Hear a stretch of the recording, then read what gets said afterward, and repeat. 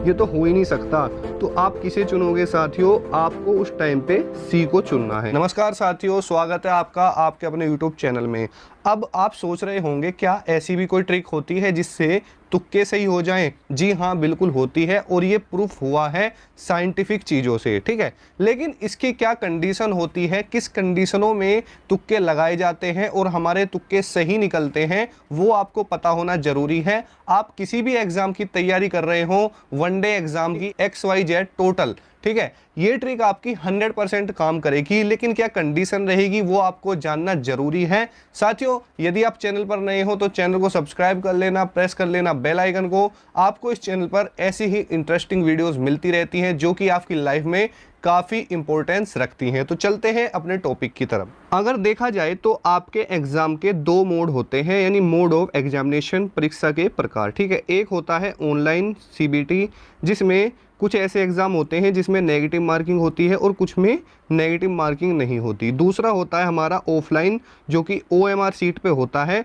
और कुछ एग्ज़ाम उसमें भी ऐसे होते हैं जिसमें नेगेटिव मार्किंग होती है और कुछ में नहीं होती, ठीक है। अब हम जान लेते हैं किस कंडीशन में हम इस ट्रिक का इस्तेमाल करते हैं, और साथ ही बात करेंगे हम पहले नो नेगेटिव वालों की, यानी जिस एग्ज़ाम में नेगेटिव मार्किंग नहीं होती उसमें कैसे तुक्का लगाना है, उसकी क्या कंडीशन है। देखिए, सबसे पहली बात यह है कि क्या कंडीशन होती है। देखो, कंडीशन वो होती है, मान के चलो आपके एग्जाम में 100 क्वेश्चन है, ठीक है, और 100 क्वेश्चन में से आपने लगभग 55 या 60 क्वेश्चन कर दिए हैं, और अब आपके जो बचे हैं वो 40 क्वेश्चन बचे हुए हैं, ठीक है। अब देखो, वैसे भी आपका सिलेक्शन नहीं होना, क्योंकि आपके तो 40 क्वेश्चन अभी बचे हुए हैं, ठीक है, और आपने 55 और 60 क्वेश्चन कर दिए हैं। तो इस केस में होगा क्या, आपको ट्राई करनी है ये वाली ट्रिक, ठीक है। हालांकि अगर आप 70 प्लस हो ना, 70-75 प्लस हो, तो अगर नेगेटिव मार्किंग नहीं है एग्ज़ाम के अंदर तो इस ट्रिक को आपको इस्तेमाल करना है। अगर आपने 70 से 75 क्वेश्चन को अटेम्प्ट कर लिया है 100 में से, और एग्ज़ाम के अंदर नेगेटिव मार्किंग है, तो आपको ट्राई नहीं करना है, ठीक है। मैं उसके लिए भी अलग चीज़ बताऊंगा, यानी जिसमें नेगेटिव मार्किंग होगी उसमें आपको किस ट्रिक का इस्तेमाल करना है। अभी जो हम देख रहे हैं वो देख रहे हैं ऑनलाइन एग्ज़ाम में, जिसमें नो नेगेटिव मार्किंग, जिसमें नेगेटिव मार्किंग नहीं होती है, ठीक है। तो साथियों, मान के चलो 100 क्वेश्चन में थे, आपने 55 में 60 क्वेश्चन को कर लिया है, अब आपके बच जाते हैं लगभग 40 क्वेश्चन। तो अभी आपके एग्जाम के अंदर नेगेटिव मार्किंग नहीं है, तो आपको क्या करना है देखिए, ठीक है। सपोज कीजिए आपने किया क्या कि 100 क्वेश्चन थे। अब 100 क्वेश्चन में होता क्या है कि जो आपके रेशियो होते हैं, यानी A, B, C और D के लगभग 25, 25, 25 और 25, यानी आपका ये रेशियो रहता है चारों ऑप्शन का, ठीक है। अब मान के चलो आपने क्या किया है कि A वाला जो है, ठीक है, यानी जो A वाले ऑप्शन थे, आपने A वाले ऑप्शन चुन लिए हैं लगभग मान के चलो 20, ठीक है, और जो B वाले ऑप्शन थे वो आपने चुन लिए हैं 10, और जो C वाले ऑप्शन थे वो 15 चुने हैं, ठीक है, और जो D वाले ऑप्शन है वो आपने चुन लिए हैं 5, ठीक है। ये आपका जो अटेम्प्ट हो चुका है, तो इनको अगर जोड़ते हो तो कितना बैठ जाता है, ये 20, 30, 45, 45 और 50, यानी लगभग 50 क्वेश्चन आप कर चुके हो। अब आपके पास 50 क्वेश्चन भी तो बच जाते हैं। अब उसमें कैसे आपको ट्रिक लगानी है वो देखना। देखो, मैंने आपको अभी बताया कि जब आपके एग्ज़ाम के अंदर 100 क्वेश्चन पूछे जाते हैं, तो 100 क्वेश्चन में होता क्या है कि इनका रेशियो जो होता है ना ऑप्शन का, वो 25-25 का होता है।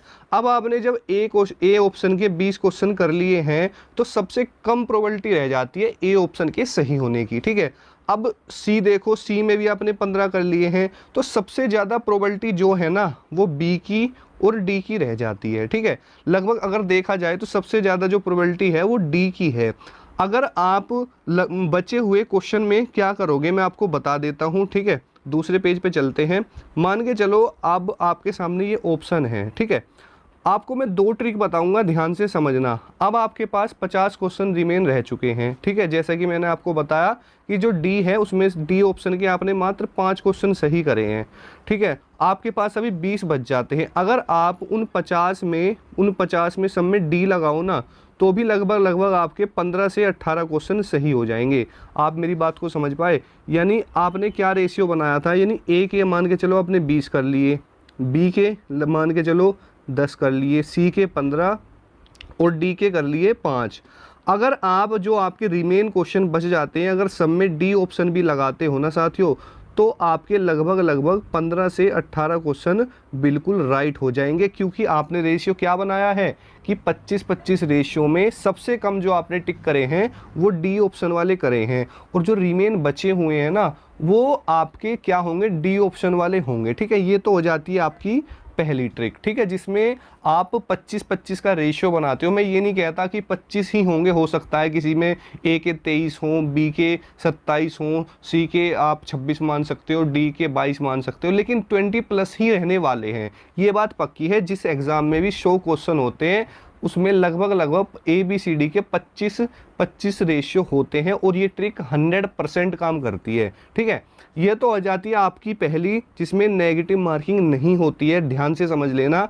अभी हम नेगेटिव वाले की बात नहीं कर रहे हैं। ठीक है, अब एक ट्रिक और मैं बताता हूँ आपको। दूसरी ट्रिक क्या रह जाती है, देखो दूसरी ट्रिक एक और रह जाती है कि मान के चलो आपने करा क्या है कि आपने 100 में से लगभग 50 क्वेश्चन अटेम्प्ट कर लिए। ठीक है, 100 में से 50 क्वेश्चन वे अटेम्प्ट कर लिए जिनका आपको 100% पता है कि इसका राइट आंसर यही है। ठीक है, लेकिन होता क्या है कि कुछ क्वेश्चन हमारे ऐसे रह जाते हैं जिसमें हमें चारों में से ये तो पता होता है कि ये वाला ऑप्शन तो बिल्कुल भी नहीं हो सकता, तो लगभग इन तीन में से ही कोई ना कोई होगा। ठीक है, ध्यान से समझना, ये सबके साथ होता है। यानी कुछ क्वेश्चन तो ऐसे होते हैं जो हमें एक्यूरेट पता होते हैं कि हाँ बिल्कुल इसका यही राइट आंसर होगा, लेकिन कुछ क्वेश्चन ऐसे आ जाते हैं जिसमें हमें पक्का श्योर होता है कि इसका ये वाला ऑप्शन तो हो ही नहीं सकता, इन तीनों में से एक होगा। ठीक है, दूसरा होता है कि आपको दो पता होता है कि इन दो में से तो कोई भी नहीं हो सकता, इन दो में से ही होगा। ठीक है, तो देखो उस टाइम पर आपको क्या करना है, ध्यान से समझना। ठीक है,